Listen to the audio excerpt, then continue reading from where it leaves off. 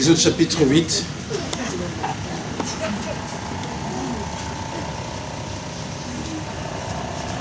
Exode chapitre 8. À partir du verset 20.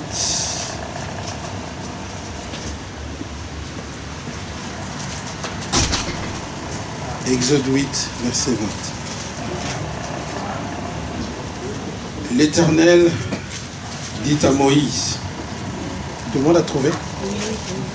L'Éternel dit à Moïse, lève-toi de bon matin et présente-toi devant Pharaon. Il sortira pour aller près de l'eau. Tu lui diras, ainsi parle l'Éternel. Laisse aller mon peuple afin qu'il me serve. Si tu ne laisses pas aller mon peuple, je vais envoyer les mouches venimeuses contre toi, contre tes serviteurs, contre ton peuple et contre les maisons des Égyptiens seront remplies de mouches et le sol sera couvert. Mais en ce jour-là, je distinguerai le pays de Goshen où habite mon peuple. Et là, il n'y aura point de mouches, afin que tu saches que moi, l'Éternel, je suis au milieu de ce pays. J'établirai une distinction entre mon peuple et ton peuple. Ce signe sera pour demain. L'Éternel fit ainsi. Il vint une quantité de mouches venimeuses dans la maison de Pharaon et de ses serviteurs, et tout le pays d'Égypte fut dévasté. Pharaon appela Moïse et Aaron et dit, allez, offrez des sacrifices à votre Dieu dans le pays. Moïse répondit, il n'est point convenable de faire ainsi, car nous offrirons à l'Éternel, notre Dieu, des sacrifices qui sont en abomination aux Égyptiens. Et si nous offrons sous leurs yeux des sacrifices qui sont en abomination aux Égyptiens, ne nous lapideront-ils pas? Nous ferons 3 journées de marche dans le désert et nous offrirons des sacrifices à l'Éternel notre Dieu, selon qu'il nous dira. Pharaon dit, je vous laisserai aller pour offrir à l'Éternel, votre Dieu, des sacrifices dans le désert. Seulement, vous ne vous éloignez pas en y allant. Priez pour moi. Moïse répondit, je vais sortir de chez toi et je prierai l'Éternel. Demain, les mouches s'éloigneront de Pharaon, de ses serviteurs et de son peuple. Mais que Pharaon ne trompe plus en refusant de laisser aller le peuple pour offrir des sacrifices à l'Éternel. Amen. Amen. Bien-aimés, nous sommes en train de parler depuis déjà plusieurs dimanches des malédictions. Dimanche passé, nous avons prêché sur vaincre l'esprit de retard. Et ce message s'inscrit dans la continuité parce que, en tant qu'enfants de Dieu, nous avons besoin de vivre pleinement notre liberté en Jésus-Christ. Et en tant qu'enfants de Dieu, il est important que nous puissions nous épanouir, que nous puissions avancer, que nous puissions progresser. Autrement, nous allons nous décourager. Parce que le découragement, la frustration amène le découragement. Lorsque notre vie tourne en rond continuellement, nous finirons même par nous décourager d'adorer le Seigneur. Et l'histoire que nous voulons analyser ce matin, c'est l'histoire d'Israël en Égypte. Vous connaissez tous cette histoire, comment Israël a été pendant plusieurs années, à cause de la jalousie des Égyptiens, livré à une dure servitude qui a duré 4 siècles. Les Égyptiens, après avoir accepté les Israélites et que les enfants d'Israël ont commencé à prospérer, ils sont devenus un peuple puissant. Bien sûr à cause de Joseph, vous connaissez l'histoire, Joseph leur a facilité l'installation en Égypte et après cela ils ont commencé à se multiplier. Et quand le pharaon qui avait travaillé avec Joseph est mort, le nouveau pharaon ne n'ayant pas connu Joseph, a commencé à s'attaquer à ce peuple. Il a vu dans le développement des enfants d'Israël un danger. Il s'est dit, mais ce peuple devient trop puissant. Ils peuvent nous envahir et nous empêcher et nous arracher notre pays. Alors, ils ont commencé à faire souffrir les enfants d'Israël. Et cela a duré très longtemps. Les enfants d'Israël ont croupi sous l'oppression des Égyptiens pendant 400 ans. On a commencé à leur imposer des dures corvées. La vie était devenue difficile. Et Israël a été ainsi maltraité. Et cela a duré longtemps. Et bien aimé, ceci c'est pour dire aussi que dans notre vie en tant qu'enfant de Dieu, le diable est en mesure par moment de nous imposer certaines souffrances qui durent longtemps. Oh, combien d'enfants de Dieu parfois sont longtemps malades, souffrent d'une maladie pendant longtemps, pendant très longtemps. Des enfants, des gens qui prient, sont restés longtemps dans un célibat qui dure des années. Et vous verrez que parfois, alors que des sœurs en Christ qui prient bien, mais elles restent longtemps sans se marier. Des enfants de Dieu qui restent longtemps dans le chômage. Des enfants de Dieu qui restent longtemps en train de tourner en rond. Des enfants de Dieu qui restent longtemps à être dans des dettes continuelles, qui travaillent mais qui n'arrivent pas à jouir du fruit de leur travail. Et ça dure des années. Parfois, les gens même sont fatigués de prier. Oh, combien de fois je n'entends pas des gens qui me disent « Ah, je suis fatigué » et même qui sont fatigués de venir à l'église. Il y a des gens comme ça qui, après être venus à l'église, ayant espéré que Dieu allait les délivrer de leur souffrance, ils n'ont pas encore vu la délivrance, alors ils se disent, mais à quoi ça sert que je continue à aller à l'église? Et ils restent à la maison dans leur souffrance, dans leur tristesse, dans leur misère. Et le diable est content, bien-aimé, quand tu en arrives à cette conclusion-là. Et donc des souffrances qui durent très longtemps. Et nous voyons aussi que Dieu, 400 ans après seulement, Dieu a dit qu'il a entendu le cri de son peuple. Il dit à Moïse, il est apparu à Moïse dans un buisson ardent pour lui dire, j'ai entendu le cri de mon peuple, le cri que lui font pousser ses oppresseurs, et je connais ses douleurs. Alléluia. Je voudrais rassurer quelqu'un ce matin que peu importe la durée de tes souffrances, même si tes problèmes durent longtemps, mais sache que Dieu dit ce matin, j'ai entendu le cri de mon peuple. Bien-aimés, nous sommes dans un temps où Dieu a entendu tes prières, Dieu a entendu tes cris, tes pleurs sont arrivés aux oreilles de Dieu. Et il a dit, j'ai entendu le cri de la sœur telle, j'ai entendu le cri du frère XY, et je suis descendu maintenant pour le délivrer. Oh, formidable déclaration de la part de Dieu. Bien-aimé, cette déclaration est pour toi qui est venu ce matin. Dieu dit, je suis descendu pour délivrer mon peuple. Et il a dit à son serviteur Moïse, va parler au Pharaon. Tu lui diras, laisse aller mon peuple. Laisse aller mon peuple pour qu'il aille me servir. Et bien-aimé, cette intervention est arrivée après que le peuple a beaucoup crié. Bien-aimé, il y a un moment donné, quand tu vois que ta vie ne marche pas, il faut que tu cries à l'Éternel.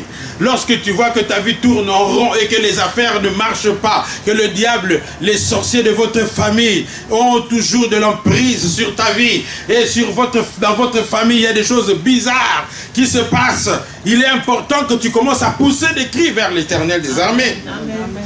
Bien-aimé, Pharaon a commencé à exercer une oppression sans partage dans la vie des enfants d'Israël. Une oppression dure. C'était la servitude. C'était des gens qui travaillaient pour le bonheur des autres. La servitude, c'est être dans un système où tu travailles, mais que ça ne te profite jamais à toi-même. Il y a beaucoup de familles qui imposent la servitude aux gens. Et surtout les gens qui vivent en Europe sont dans une servitude parfois qui ne dit pas son nom. Tu dois toujours envoyer de l'argent. Et si tu n'envoies pas, tu deviens un ennemi. Tu dois toujours envoyer, même alors que toi-même tes factures ne sont pas encore payées. Mais on te téléphone des coups de fil. C'est de la servitude. Il y a beaucoup de gens qui négligent même le confort de leurs enfants pour assurer la vie de membres de leur famille. En Afrique, tu dois toujours envoyer l'argent. Tu dois toujours envoyer. Alors qu'il y en a même qui vont faire des crédits pour pouvoir satisfaire la tante là qui se fâche, la grande sœur qui n'est jamais contente là, qui t'envoie des messages, des menaces. Servitude.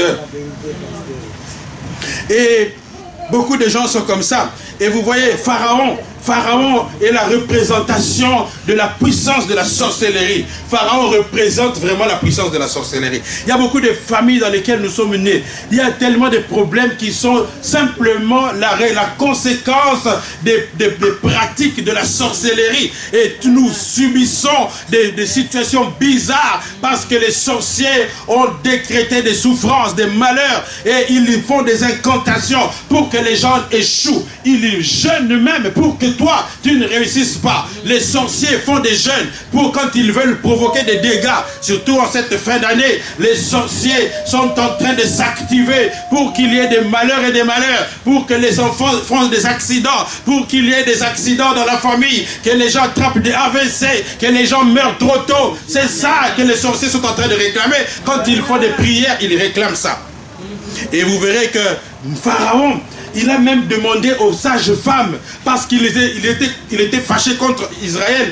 Alors regardez ce qu'il va demander aux sages femmes. Il dit chaque fois que les filles, les femmes des enfants d'Israël viennent accoucher, vous devez faire mourir les garçons. Il y a des gens qui font des fausses couches tout le temps. Ils se demandent mais d'où ça vient? C'est la sorcellerie, bien-aimé. Il y a des familles où c'est une loi qui est déjà décrétée que chaque premier-né doit d'abord mourir. Fausse couche tout le temps. Il y a des gens comme ça, fausse couche. Et même dans certaines familles, c'est devenu une règle. Et ce n'est même plus un problème. Quand tu fais une fausse couche et que tu appelles quelqu'un, un oncle de la famille, il va se dire, mais c'est tout à fait normal. Dans notre famille, tout le monde connaît ça. Ta soeur t'a fait ça. La tante, là aussi, c'était comme ça. Donc, ne t'inquiète pas. Mais non, ce sont des sacrifices. Amen. Ce sont des sacrifices. Et on fait mourir des gens. Il y a des familles où la mort précoce est devenue une règle. Quand vous voyez que dans votre famille, les gens meurent trop tôt, ce n'est pas normal. Ce n'est pas normal. Et vous verrez dans les messes de morts, là, vous verrez que le prêtre dit religieusement, messe de requiem, le prêtre dit religieusement, Dieu a repris son serviteur. Et on dit des choses comme ça. Mais il est mort à 40 ans quand même. Attendez, non. Et puis, ça se répète comme ça. Tout le monde, et puis des morts en cascade comme ça. Comment vous pouvez accepter que dans une même famille, sur une même année, 5 personnes sont mortes trop tôt, avant 50 ans? C'est la sorcellerie. Et c'est ça que Pharaon réclamait. Il réclamait la mort. Et nous devons comprendre que lorsque nous vivons des choses comme ça, nous avons affaire à un esprit de la sorcellerie. Et c'est pour cela qu'il est important que quand tu vis des choses comme ça, quand tu es dans une famille où des choses comme ça se passent, il faut que tu te mettes à prier. Il faut que tu déclenches des temps de prière. Il faut que tu passes du temps à pleurer devant le Seigneur pour implorer la grâce de Dieu, pour invoquer le sang de Jésus sur la famille, demander pardon même pour les péchés de tes ancêtres, implorer la miséricorde de Dieu pour que la malédiction s'éloigne, pour que cette loi s'arrête.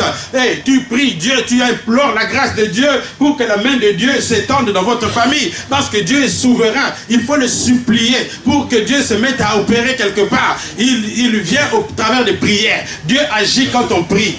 La main de Dieu s'étend quand on prie. Tu peux le critiquer comme tu veux en disant si Dieu était tellement bon, pourquoi les gens meurent? Il ne va pas agir. C'est quand tu vas commencer à implorer sa grâce, quand tu vas commencer à venir à l'église pleurer à genoux et invoquer la miséricorde de Dieu sur votre famille, c'est alors que le salut va se lever dans votre famille. Et j'aime ce verset dans Ésaïe chapitre 9 qui dit le peuple qui marchait dans les ténèbres vit une lumière arriver. Même si votre famille est plongée dans les ténèbres, quand toi tu vas commencer à prier, la lumière va venir. Alléluia. Alléluia. Le peuple a poussé des cris. Et Pharaon représente l'esprit de la sorcellerie, un esprit têtu qui ne s'arrête pas à la première prière. Parce que, voyez-vous, Dieu a dit à Moïse, va dire à Pharaon, de laisser aller le peuple de Dieu. Mais vous allez remarquer que Pharaon s'est entêté pendant longtemps. Même Dieu a dit à Moïse, voilà, tu vas libérer une plaie. Les plaies, il a fait 10 plaies, mais la première plaie, malgré qu'il y avait des malheurs dans le camp des Égyptiens, mais Pharaon ne voulait quand même pas lâcher prise. Il voulait continuer à faire souffrir. Voyez-vous, le diable se complaît. Les démons, leur plaisir, c'est quand toi tu souffres. Leur joie, leur bonheur atteint son paroxysme quand toi tu souffres vraiment. Des esprits têtus, des esprits qui sèment la mort, des esprits de blocage qui bloquent les gens. Et vous verrez que là où il y a la sorcellerie, les gens tournent en rond. Les gens n'avancent pas vraiment. Les gens n'évoluent pas. Et ça c'est la conséquence de la sorcellerie. Et donc, il faut commencer à implorer la grâce de Dieu. Et quand le peuple a prié, Dieu s'est manifesté. Bien aimé, la prière doit déboucher à une manifestation de Dieu. Chaque fois que tu pries pour une situation, n'arrête pas de prier tant que Dieu ne s'est pas encore manifesté. Dieu va se manifester dans des rêves, dans des songes. Dieu va commencer à te parler. Dieu va commencer à te donner des paroles. Dieu va commencer à inspirer le pasteur pour prêcher sur des situations qui te concernent. Quand tu entends une prédication qui concerne ta vie, ce n'est pas le pasteur qui te parle, c'est Dieu qui est en train de parler sur ta situation. Parce que moi, je ne suis pas au courant de ce qui se passe dans votre vie. Mais comment ça se fait que Dieu m'inspire des messages qui te concernent particulièrement? Parce que l'Esprit de Dieu te connaît. Dieu te connaît très bien. Alléluia. Et Dieu veut te délivrer. Alors, nous voyons que la parole de Dieu est envoyée à Moïse. Et Moïse devait maintenant commencer à combattre. Il devait affronter Pharaon. Bien-aimé, pour s'en sortir de ces souffrances qui nous sont imposées par des puissances de la sorcellerie, nous devons mener la guerre. Et la guerre, la prière, il y a des prières qui s'adressent à Dieu. Et il y a des prières qui s'adressent aux esprits méchants, au diable. Ça, c'est la prière de combat. Parfois, quand nous prions, après avoir imploré Dieu, l'onction du Saint-Esprit va être libérée. Nous, quand l'onction de l'Esprit de Dieu est libérée, quand nous adorons le Seigneur, l'Esprit de Dieu vient habiter en nous. Il vient nous communiquer la puissance. L'Esprit de Dieu vient nous revêtir des armes. La Bible dit, je vous ai donné le pouvoir de marcher sur les serpents et les scorpions. Et Jésus a dit à Pierre, tu es Pierre, sur cette pierre, je bâtirai mon église et je te donnerai les clés du royaume. Tout ce que tu délieras sur la terre sera délié dans le ciel. Tout ce que tu lieras sur la terre sera lié dans le ciel. Bien-aimé, chaque fois que tu passes du temps dans la présence de Dieu, sache que tu es revêtu d'un pouvoir. Quand tu as passé du temps dans l'adoration, quand tu sors de l'église, ne pense pas que tu es la même personne. Tu n'es plus la même personne. L'onction de l'Esprit de Dieu est sur toi. Tout ce que tu vas déclarer va avoir un impact. Ta parole devient puissante. Ne te minimise plus. Ne te diminue pas. Ne pense pas que tu es quelconque. Tu es un personnage puissant. Ta parole a un impact dans le monde spirituel. Quand tu vas déclarer des paroles dans les camps des sorciers, ça va être la débandade. Beaucoup d'enfants de Dieu se sont vaincus parce qu'ils ignorent ce que la part qu'ils doivent accomplir dans leur combat. Bien-aimé, il y a des choses que ce sera toi qui dois le faire. Dieu va te donner le pouvoir. Mais tant que tu ne parleras pas, rien ne va se passer. Tant que Moïse n'est pas allé chez Pharaon, rien ne pouvait se passer. Il fallait que Moïse prenne son courage entre les deux mains, qu'il enlève la peur, qu'il enlève la trouille, qu'il aille affronter Pharaon. Ce n'était pas évident parce que Pharaon était un personnage puissant. Il était revêtu d'une puissance démoniaque. Il représentait, et c'était, je ne sais pas si c'était le représentant de la franc-maçonnerie et si c'était le représentant de Satan lui-même en Afrique. Mais en tout cas, il fallait l'affronter. Bien-aimé, il va falloir que tu affrontes les démons qui règnent dans votre famille. Tu dois prendre le temps de jeûner pour pouvoir les affronter. Et quand tu as prié, sache que tu as la puissance. Tu dois commencer à parler. Tu dois commencer à envoyer le feu dans les camps de tes ennemis. Amen. Alléluia. Amen. Pharaon, Moïse a commencé c'est Moïse qui disait maintenant, voilà, je vais envoyer telle plaie. C'est Moïse qui prenait la décision. Dieu lui parlait, bien sûr. C'est lui qui prenait l'initiative de disant, maintenant, Pharaon, comme tu ne veux pas entendre, je vais prier pour que l'Éternel envoie des grenouilles sur toute l'étendue d'Israël. Et les grenouilles sont venues, ils ont saccagé. Et quand Pharaon n'écoutait pas, il dit, maintenant, je vais envoyer des sauterelles Comme tu n'écoutes pas, je vais envoyer des sauterelles. Comme tu n'écoutes pas, je vais envoyer la poussière du sable qui se transforme en poux et qui va dévaster tout Israël. Cela veut dire que tu dois commencer maintenant à cibler tes ennemis. Il y a des prières que nous devons faire pour pouvoir renvoyer la malédiction dans les camps de nos ennemis. Il y a des moments où tu dois commencer à prier, puisque les sorciers de votre famille n'écoutent pas et qu'ils continuent à vous empoisonner la vie. Tu dois commencer à demander que le malheur arrive dans les camps des sorciers.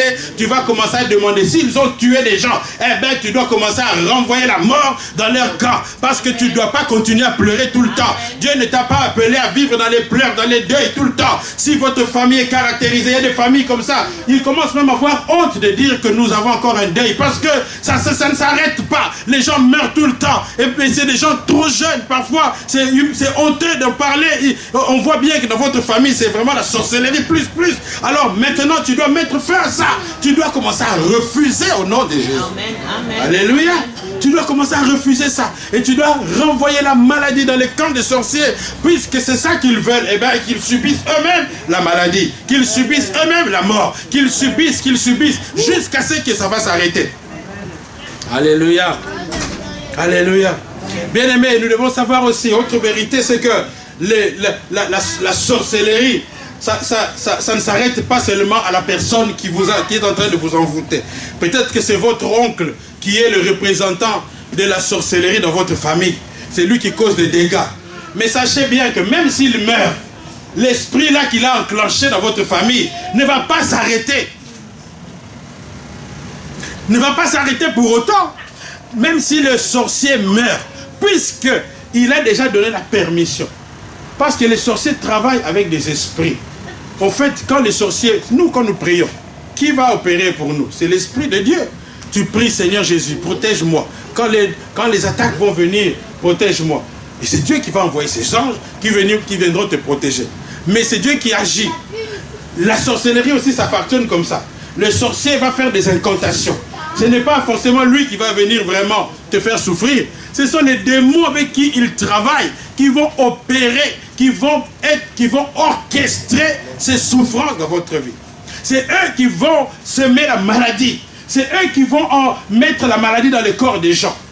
Il y a des gens comme ça, bizarrement, un mois avant, ils n'avaient rien. Et puis, quand on va faire il commence à avoir des malaises. Et puis, quand il va à l'hôpital, on découvre qu'il a un cancer. Ce n'est pas normal. Pourtant, un mois avant, on a regardé dans le microscope, il n'y avait rien. Ça vient d'où? Il y a des maladies qui sortent de nulle part. Ce n'est pas normal. Et c'est pour cela que nous devons nous lever pour commencer à refuser. Et nous devons commencer à proclamer la victoire au nom de Jésus. Tu dois passer du temps à prier pour déclarer la défaite de tes ennemis. Et nous voyons que Dieu, c'est un Dieu qui va distinguer. Il dit qu'il y aura la plaie sur toute l'étendue d'Israël, sauf là où se trouvent les enfants de Dieu. Il dit, je vais commencer à distinguer. Je vais commencer à distinguer les enfants de Dieu et les enfants et les Égyptiens. Bien-aimé, même si tu es né dans une famille bizarre, tu dois savoir que tu es une exception de Dieu.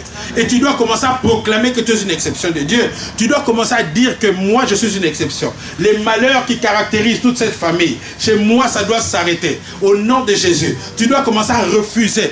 Tu ne dois pas accepter. Même les maladies héréditaires qui tous les enfants attrapent ça. Toi, tu dois te dire que tu es une exception.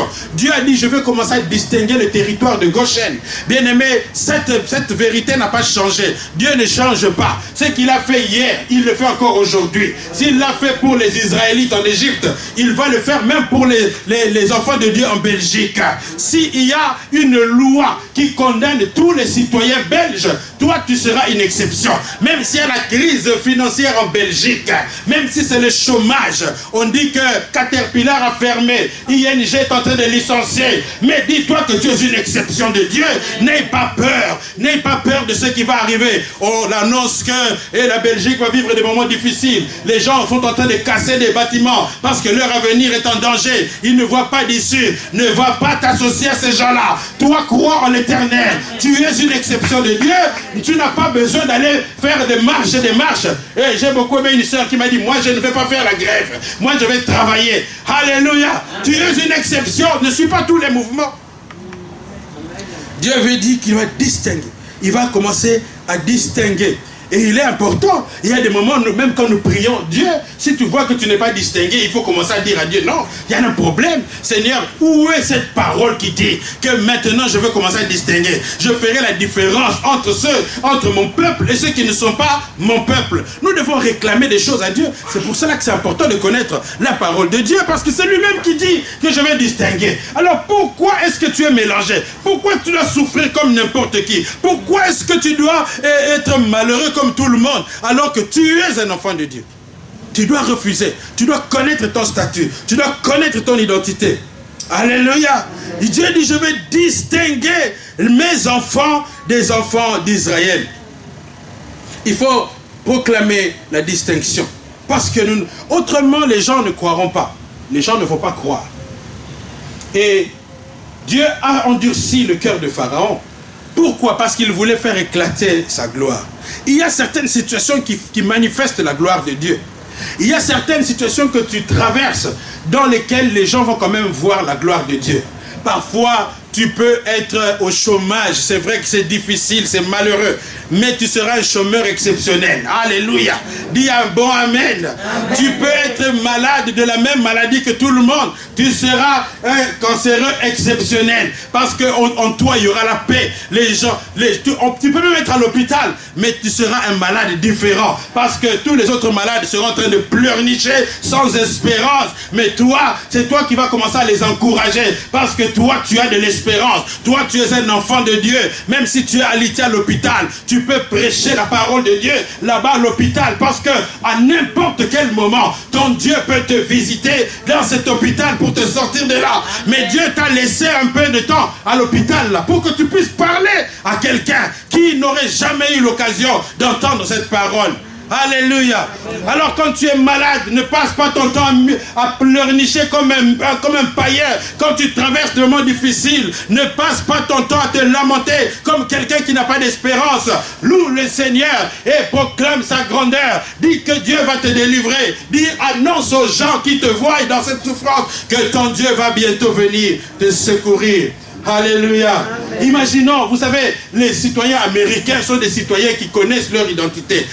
Même si on les attrape quelque part en Syrie ou quelque part, ils savent que Obama va envoyer des GIs pour venir les délivrer. Amen. Alléluia. C'est comme ça qu'ils sont. Et vous verrez que l'Amérique n'accepte jamais qu'on puisse garder un seul Américain en otage. Il n'y a que certains pays là dont je ne cite pas le nom, même si on fait souffrir leurs citoyens, ils ne feront rien. Même le président ne dira rien du tout. Amen. Amen. Bon, je n'ai rien dit. Alléluia. Alléluia. Mais le Dieu que nous avons, lui, va parler en ta faveur. Amen. Il va parler en ta faveur. Et vous savez que Dieu a dit ceci. Et Moïse a dit ceci à Pharaon.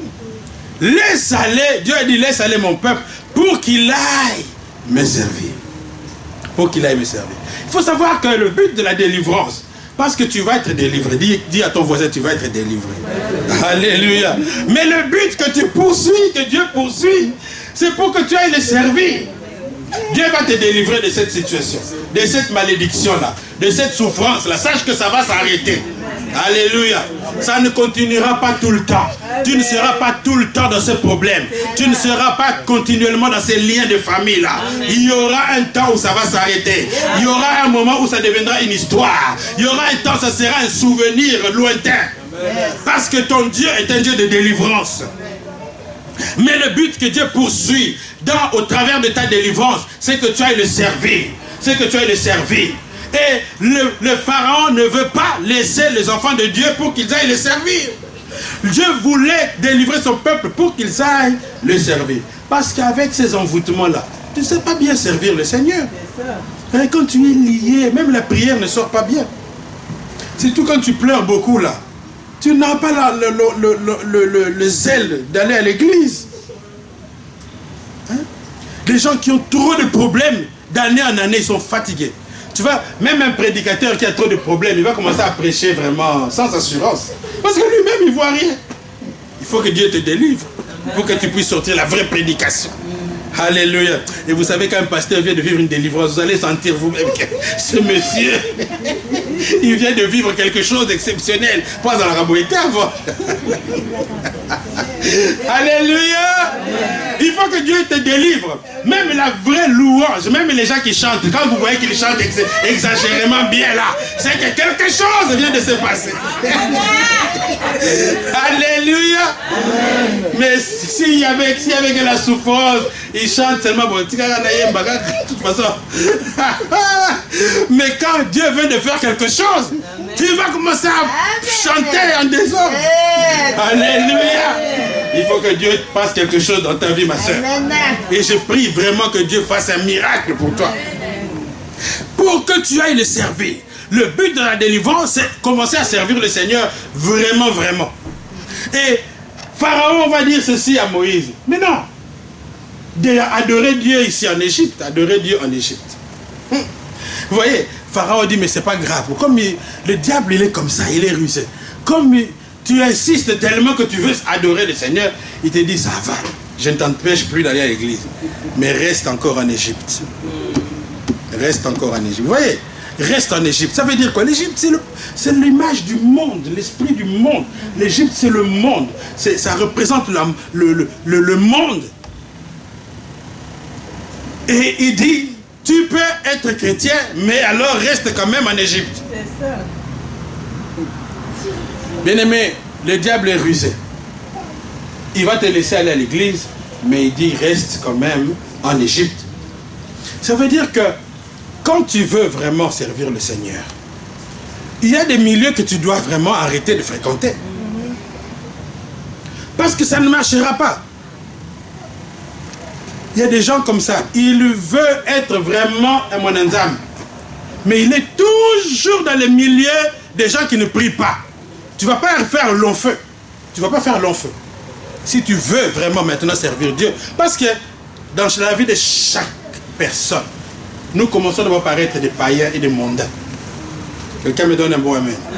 Il n'y a personne qui est né chrétien. Même la Bible dit à ceux qui l'ont reçu, à ceux qui l'ont accepté, à ceux-là seulement il a été donné le pouvoir de devenir enfant de Dieu. Donc même le pasteur n'est pas né enfant de Dieu. Nous étions d'abord des païens. Nous étions des vrais mondains, des ambianceurs, des gens qui vivaient des plaisirs de ce monde.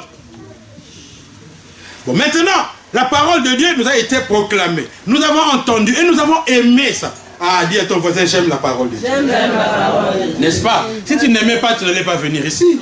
Ça veut dire que tu as quand même goûté que le Seigneur est bon. Et d'ailleurs, les gens aiment Jésus. Tout le monde aime Jésus. Même les gens qui ne prient pas, mais ils aiment Jésus. Pourquoi? Parce que Jésus les protège. Quand ils sentent les puissances de la sorcellerie de leur famille commencer à l'attaquer, même s'ils ne prient pas, tu vas seulement entendre sans effet naïo, sans effet. Mais pourtant, c'est un vrai soulard.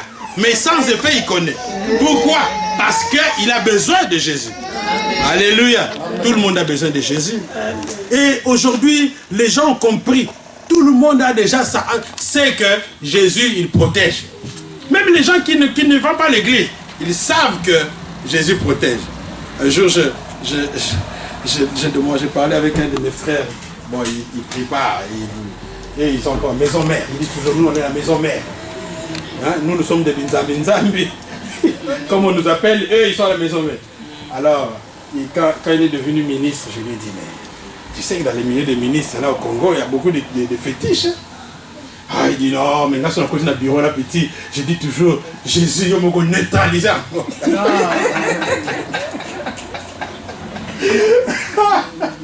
J'ai dit ça, c'est bien. Mais quand je te dis de venir à l'église, tu dis non. Mais pour neutraliser, là, tu appelles Jésus. Alléluia. Amen. Vous voyez, tout le monde sait qu'on a besoin de Jésus. Mais Pharaon dit, servez l'Éternel, d'accord. Maintenant, puisqu'il a tellement subi de frappes, il dit, ok, servez le Seigneur, mais restez en Égypte. Ce n'est pas possible. Et Moïse a dit que ce n'est pas possible. Parce que si nous commençons à offrir des sacrifices au milieu des Égyptiens, ils vont nous prendre en abomination. Ils vont nous lapider, ils ne vont pas aimer ça. Il y a des endroits comme ça, si tu pries, tu vas avoir des foudres. Il y a des couples comme ça, où quand tu vois qu'ils commencent à avoir des querelles et des querelles, c'est simplement parce que la femme commence à aller à l'église et le monsieur ne supporte plus l'onction que cette femme ramène à la maison. Quand un homme est dans la magie, dans la rose croix, dans la franc-maçonnerie, si sa femme commence à aller à la prière, les chouchous chéris vont disparaître. Même si elle est canon plus que Jennifer Lopez, ce monsieur va commencer à détester cette femme. Parce qu'ils sont plus dans la même longueur d'onde. Et je connais beaucoup de cas comme ça, qui ont même fini par divorcer. Et dans ces cas-là, je vous autorise vraiment. Parce qu'il y a de ces maris-là qui sont dans l'occultisme.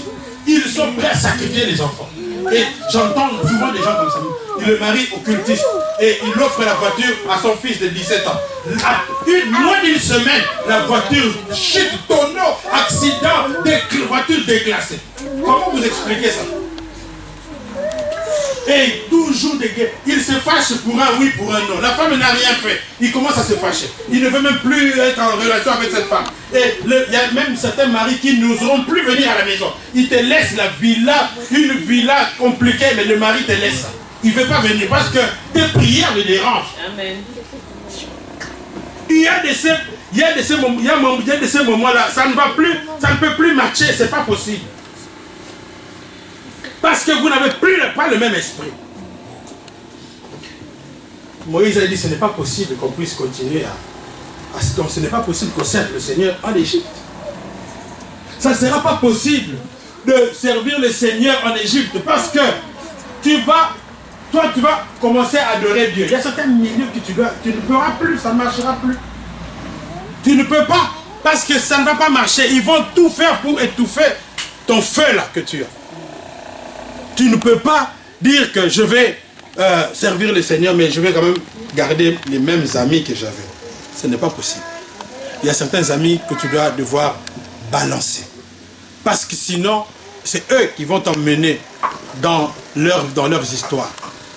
Ça ne marchera pas. Tu ne pourras pas tenir dans un environnement. Il y a une sœur là qui nous racontait toujours, mais elle disait comme ça en lingala. Mais en faire mais ça m'a tongué. Il dit, mais il y a des... mais à ma tongue, excusez-moi, il y a un esprit bizarre qui règne dans ce coin-là. Si tu es vraiment un enfant de Dieu, si tu vas travailler là-bas, il faut vraiment invoquer le sang de Jésus tout le temps. Parce que c'est un milieu pourri, bizarre.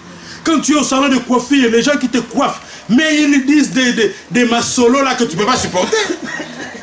Ils racontent des histoires à dormir debout. Vraiment. Bizarre. Comment tu peux garder l'onction du Saint-Esprit dans un environnement comme ça? Des gens qui te racontent des histoires qui te font mal aux oreilles. Et des bagarres. Des bagarres, ça rigole pas à Matongue. Un jour, j'étais avec mon ami Serge à Matongue. On a failli attraper une bouteille sur la tête. On a dû fuir. Il y avait une bagarre, on se lançait des bouteilles. Si tu es un enfant de Dieu, tu dois aller à Matongue avec beaucoup de réserve maintenant. Il y a certains milieux, quand tu y vas, tu dois réduire tes fréquences. Va à Matongue pour faire tes courses, pour te faire coiffer, et puis rentre chez toi. Ou bien si tu veux manger la chèvre, mange et puis pars. Alléluia. Mais ne reste pas toute la journée là-bas, tu vas perdre ton onction. Ça ne marche pas. Alors, le Pharaon, comme Moïse a dit, c'est pas possible qu'on puisse adorer en Égypte. Il dit, ok, d'accord. Bon, partez les hommes, partez seulement vous les hommes, mais laissez les femmes et les enfants. Il y a beaucoup de maris comme ça aussi. Hein. Il sait que prier c'est bien. Mais il dit, ok, ma femme, toi pars, et tu vas prier pour nous. Il y a beaucoup de gens aussi, ils ne veulent pas se convertir parce qu'il a un frère qui est pasteur, qui prie pour la famille. J'ai mon frère comme ça, lui il dit toujours, non, moi, nous avons un pasteur Nangaï. J'ai mon pasteur, il prie pour moi. Quand il a des cauchemars la nuit, il vient m'appeler à nuit avant. Il vient frapper à la porte pour que je prie. Et quand je prie, il dit maintenant, j'ai mon pasteur. Un jour, il est allé voir ma mère, il dit, dans la pasteur Moko, à Sambelelinga Maïte, j'avais des cauchemars. Mais mon frère a prié. Et alors, ma mère m'a dit, mais yo Moko pour nous ressemble à la. Alléluia. Il faut, et il y a beaucoup de gens qui, il y a quelqu'un déjà qui prie, c'est bon. Mais ce n'est pas suffisant. Oh, j'aime ce que Jésus a dit, moi et ma maison, nous servirons l'Éternel. Et donc, quand nous prions, il ne faut pas laisser les enfants. Parfois, on a l'habitude d'oublier les enfants. On dit qu'ils sont encore trop petits. Hein? Non, il faut les amener à l'église aussi. Il faut de temps en temps organiser une réunion de prière à la maison où vous parlez, vous prenez un verset de la Bible, une histoire de la Bible, vous partagez comment Jésus a calmé la tempête.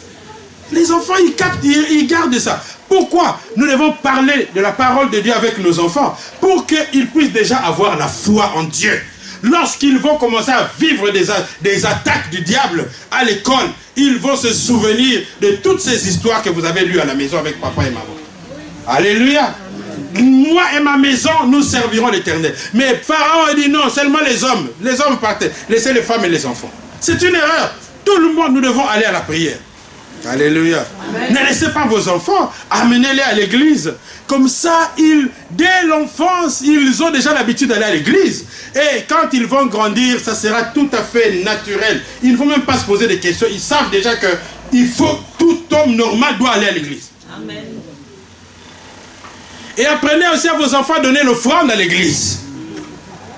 Ah, alléluia, il n'y a pas beaucoup d'amen là. Hey, il faut que nous apprenions à nos enfants à donner l'offrande. De temps en temps, tu prends 5 €, tu donnes à Cristiano. Cristiano, ça va? Tu vas amener l'offrande aujourd'hui, toi. Alléluia. Nous devons apprendre à nos enfants à amener l'offrande. Donnons-leur déjà 5 € à la maison. Et quand ils viennent à l'église, allez, va mettre l'offrande. Ton offrande. Si tu leur donnes l'argent de poche, tu dis à tes enfants, il faut donner la dîme de l'argent de poche. Tu as donné 50 € à mes enfants. Alors, chaque argent de poche, il faut déjà qu'ils sachent qu'un homme normal, quand il reçoit de l'argent, il va donner la dîme. Pourquoi nous, on a du mal à donner les dîmes dans les églises? Parce que vous êtes convertis en retard et depuis vous n'êtes pas habitués à donner ça. Alors, vous avez du mal à donner la dîme à l'église. Le pasteur doit toujours répéter ça 10 fois. Alléluia. Mais apprenons déjà aux enfants à donner la dîme de l'argent de poche. Et vous aussi donnez l'argent, la dîme des allocations familiales.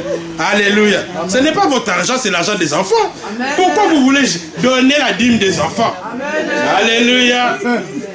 Mais c'est biblique. Hein? Dans la Bible, on donnait la dîme de tout.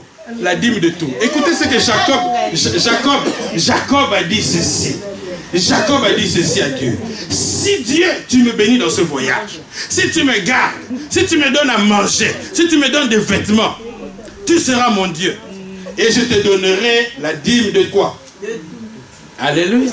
Bon, pourquoi toi tu donnes seulement la dîme de ton salaire et tu ne donnes pas la dîme des allocations? Alléluia. Amen. Mais vous savez, parfois on se casse la tête pour rien. On se casse la tête pour rien. Bon, vraiment, allez, réfléchissons. Les allocations, c'est peut-être 800, 1000 €. Si tu enlèves 100 € sur 1000 €, est-ce que ça va vraiment tuer quelqu'un? Non, répondez-moi. Si sur 1000 € tu enlèves 100 €, est-ce que quelqu'un va mourir à la maison? Non. Et puis, si tu n'enlèves pas, est-ce que tu vas vraiment acheter quelque chose de spécial avec 100 €? Rien. Mais tu ne vas rien faire de spécial. Tout ce que tu vas aller faire, tu vas dépenser ça dans les mèches. C'est tout. Tu vas dépenser ça dans les mèches qui vont, et puis après ça va démoder très vite. Vous savez, les mèches, ça perd vite sa valeur. Une fois que tu as porté 4-5 fois, et puis c'est fini. Mais quand tu donnes à Dieu, ça ne pourrit jamais. Même dans 20 ans, ces 100 € là que tu as donné, ça va te dépanner. Dieu va se souvenir de ça. Alléluia. Amen. Non, c'est une entre parenthèses, mais nous devons apprendre nous-mêmes la culture du donner à Dieu. Vous savez, donner à Dieu, c'est la meilleure chose qui soit. Il ne faut même pas hésiter de donner à Dieu. Parce que Dieu est capable. Dieu est capable de te bénir dans des circonstances impossibles. C'est le Dieu de l'impossible. Alors, tu t'inquiètes parfois de donner, tu dis que, mais si je donne 100, il n'y aura plus rien. Parfois même, prends le risque de ne plus rien avoir et tu donnes à Dieu. Surtout quand il n'y a pas beaucoup. C'est là qu'il faut vraiment chercher le miracle. Alléluia. Amen. Il dit, servons, il dit maintenant, allez vous, mais les hommes, mais laissez les autres. Et Moïse a dit, pas question, c'est pas possible. Alors, Pharaon, il continue, vous savez, le diable, il persiste toujours. Il dit à Moïse, il dit, ok, comme tu ne veux pas, mais bon, allez-y, d'accord, mais ne vous éloignez pas de trop. Parce que Moïse a dit, non, nous devons aller dans le désert pour offrir un culte à l'Éternel. Nous devons aller en dehors de l'Égypte pour aller servir le Seigneur. Bien aimé, il faut servir le Seigneur en dehors du monde, en dehors des habitudes du monde, en dehors des coutumes du monde. Il faut sortir des coutumes de ce monde. Il y a des coutumes bizarres qu'on a inculquées aux gens. Quand tu as ton enfant, il faut le prendre comme ça, le soulever, puis tu fais des choses bizarres. Puis tu dis des paroles, des prières, tu appelles une tante qui fait des... Mais ce sont des mauvaises coutumes, il faut sortir de ça. Et il y a beaucoup de gens qui sont sentimentales. Il faut briser les sentiments là, de votre famille. Quand dans certaines familles, les gens aiment exagérément leur famille. C'est devenu comme une secte là, comme une église. Une famille qui devient comme une... Donc il y a l'adoration, il y a des rencontres spéciales de la famille. Et il y a même des coutumes comme ça où chaque fois, une fois par an, il faut que la famille se rassemble et on va manger un poulet là. Hein? Vous connaissez cette coutume là? On mange le poulet en famille. C'est un poulet spécial. Ça, je crois que c'est au Kasaï que chez les Balouba, il y a ça. Mais vous n'êtes plus Moulouba. Hein? Alléluia. Chez les Balouba, il y a ça. Ils mangent le poulet là envoûté. On appelle ça Njoulou Abakish. Ouais, je connais. Il faut sortir de ça. Et maman Sabine, si votre oncle vient avec cette histoire, là, dit oncle, je t'aime beaucoup, mais le poulet là, tu vas manger ça tout seul. Ah, tu n'es pas. Ah, mais tu as le teint de là-bas. Il faut refuser, Nathalie, quand tu as ça. Tu dis non, avec tout le respect, mais je ne mangerai pas. Parce que c'est ça qui amène des envoûtements, des malédictions dans la vie des gens. J'ai une soeur qui est mariée à Moulouba. Et son beau-père est venu avec ça un jour. Il dit, non, vous devez manger le poulet. Hey! J'ai dit, maman, ne mange pas, ne parle pas. Dis-leur bon appétit, mais moi je ne viens pas. Il faut refuser. C'est pas parce que tu es un enfant de Dieu, tu dis, moi je vais invoquer le Seigneur. Non, il y a des endroits quand tu es là-bas, tu es dans leur territoire. Tu ne dois pas aller. Tu dis non, il faut sortir des coutumes comme ça. Alors il dit, mais maintenant, ok, allez-y, mais n'allez pas trop loin. Vous voyez, le diable, c'est toujours comme ça. Il sait que Dieu te délivre pour que tu ailles le servir, mais il te dit, bon, ne va pas trop loin, il ne faut pas exagérer. Va à l'église le dimanche, mais pendant la semaine, ne va pas. C'est trop. N'exagère pas. Hein? Adore le Seigneur, d'accord, mais continuons avec telle habitude. Tu peux adorer, va prier comme tu veux. Mais quand il faut danser Yamado, nous dansons quand même. Il n'y a pas de problème. Vous voyez comment le diable fait? Il dit, il ne faut pas aller trop en profondeur. Il dit, reste superficiel. Reste superficiel. Il dit, allez-y. D'accord, je vous laisse partir. Mais n'allez pas trop loin. N'allez pas trop loin. Ça, c'est des histoires des pasteurs. Non, toi, tu n'es pas vraiment pasteur. Tu ne vas pas trop loin. Ne va pas trop loin. N'exagère pas. Reste encore à côté. Il y a des gens comme ça. Il est déjà un enfant de Dieu. Il aime Dieu. Mais il veut toujours être dans le milieu des musiciens. Il connaît toutes les histoires de Fali, de Kofi. Il sait où. Maintenant, il est à Dubaï. Maintenant, il est là-bas en Angola. Mais toi, finalement, tu es quoi ton problème? Alléluia. Il y a des gens même qui défendent, mais si on accuse Kofi, mais il est prêt à se battre. Oh, papa.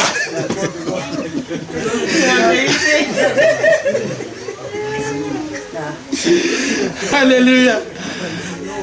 Vous savez, moi, j'aime beaucoup Kofi Olomide. Je prie d'ailleurs pour lui. Hein? Ah, je vous choque. Hein? Mais Dieu a dit qu'il faut aimer. Dieu n'a pas dit qu'il faut détester les gens. Moi, je l'aime beaucoup et je prie pour lui. Ok? Mais je ne peux pas être tout le temps là derrière, tout le temps, parce que il va me ramener. Surtout que sa musique là est très agréable à écouter. Je vais vite m'être éjecté. Il faut pas rester, il faut sortir, il ne faut pas rester à côté. Parce que si tu es toujours tout près, le risque est tellement grand pour que tu retournes. Vous voyez? Parce que nous sommes dans la chair. La chair est faible. C'est pour cela que Dieu dit, il faut sortir de ce milieu-là. Tu les aimes, mais de loin. Ok? Et pourquoi je parle de ces milieux de la musique? Le problème de la musique, c'est que ce n'est pas contrôlé par l'Esprit de Dieu. C'est d'abord, le but, c'est d'abord l'amusement. C'est l'amusement et tout le monde a le droit de s'amuser. Et en cela, il n'y a pas de problème si ce n'est que pour s'amuser. Et le problème, c'est que ce n'est pas contrôlé par l'Esprit de Dieu. Et le grand problème d'ailleurs, c'est que la plupart des stars sont obligés d'aller recourir à des forces sataniques pour assurer leur succès. Et c'est à ce moment-là que ça devient désagréable. Parce que quand tu es dans ce milieu-là, tu es sous cette onction-là, démoniaque. Et ça t'attire par la bénédiction de Dieu. Et tu ne pourras pas servir Dieu convenablement. Parce qu'il y aura comme un blocage de ces esprits-là qui vont empêcher l'onction de se manifester dans ta vie. Amen. Alléluia. C'est comme ça que Pharaon dit, bon d'accord, qu'il reste seulement un peu à côté. Parce qu'il savait que tant qu'il serait à côté, il sait toujours les influencer. Tant que tu es à côté de l'Égypte, tu vas toujours subir des influences. Tu vas toujours être attiré quelque part. Et donc, il faut s'éloigner vraiment. Il faut s'éloigner. Il faut se désolidariser. Il faut se déconnecter totalement. Mais Pharaon dit, n'allez pas trop loin. Et le problème aussi, c'est que pourquoi? Quand nous n'allons pas trop loin, nous risquons de rater. Vous savez, regardez ce qui se passe. Jésus va faire le premier miracle de la pêche miraculeuse. Pierre et les autres se reviennent de la pêche, bredouille. Ils n'ont pas pu